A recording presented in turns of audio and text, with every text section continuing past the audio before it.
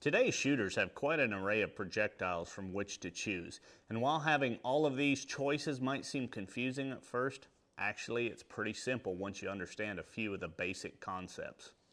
You see, different designs of muzzle loaders will perform best with different designs of projectiles. For example, most flintlocks have a very slow rate of rifling twist, about 1 in 66. Meaning that the rifling grooves in the barrel only make one complete turn every 66 inches. Now for these guns, round balls will be more accurate than any other type of projectile. And conversely, the most modern guns will have a very fast rate of twist, say 1 in 28, making them perform best with saboted bullets or power belts. Here you see examples of the various projectiles available to today's shooters. Since I've already mentioned the round ball, I'll start with that. Now the round ball, or the patched round ball, was the very first muzzle-loading projectile. The concept is pretty simple. You have a round ball of lead that is inserted down the barrel with a cloth patch under and around it. The patch serves as a gas seal to keep the gases, and therefore the pressure, behind the round ball after the powder is ignited. Now, up until about the 1840s, this was the only type of muzzle-loading projectile that was available. So, if a shooter is a real stickler for authenticity, a flintlock rifle shooting the patched round ball will likely be his choice. The next example is what is known as a pure lead conical. Now these have been around since right before the Civil War. Back then they were called mini balls because a French guy with the last name of Mini was the inventor. These were a huge military innovation at the time because the design allowed a soldier to load his rifle much more quickly and clean less often than he could have with a patched round ball. This ease of loading is due to the design of the bullet. It's slightly underbore, so it goes down the barrel easily. But see how the base is hollow. The design allows the bullet to expand upon ignition of the powder, forming a tight gas seal and engaging the rifling of the barrel. So not only was the bullet easy to load, it was incredibly accurate. And because of the longer conical shape, it was much heavier than a round ball of the same caliber, meaning it had more knockdown power. Hunters also like the pure lead conical for all of these same reasons.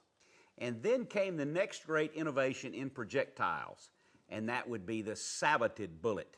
The saboted bullet gained popularity about the same time that the inline rifle was first introduced to American hunters.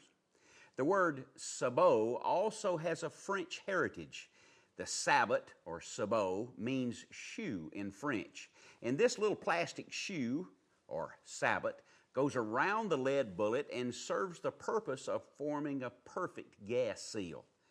Now, as you've probably already figured out, the gas seal is very important in muzzle loading. With a round ball, we used a patch as a gas seal. With a pure lead conical, it formed its own gas seal by expanding upon ignition of the powder charge. But neither of these seals were as perfect as the one formed by the plastic sabot.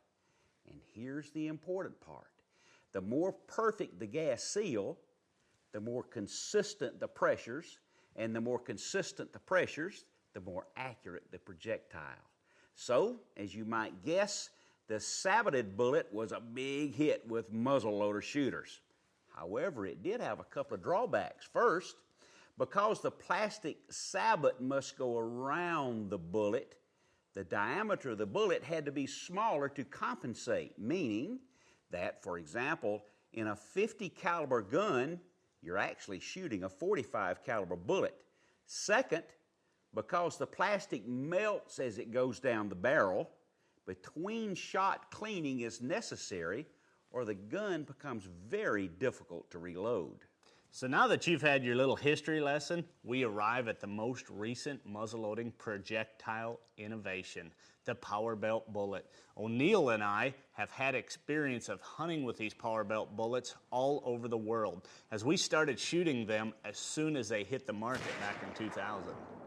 And boy, have they done the job for us. Sure have, and here's how they work. The power belt combines all of the advantages of the pure lead conical, full bore diameter, and easy loading, with all of the advantages of the saboted bullet. Perfect gas seal and superior accuracy. The way they work is pretty simple. Instead of having a sabot around the bullet, the power belt has a plastic base, or power belt, that attaches to the base of the bullet. This plastic base provides a perfect gas seal just like the sabot. But, as you can see, the plastic does not actually surround the bullet. Rather, the base only forms a gas seal, allowing the bullet itself to expand and fill the rifling.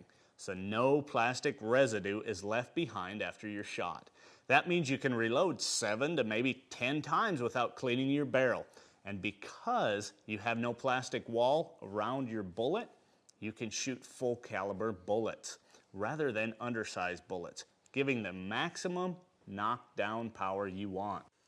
And Chad, as we've proven so many times before, the accuracy is unbelievable. And you'll see more examples of that later, but right now, let's move on and talk about the third component of the charge, the ignition system.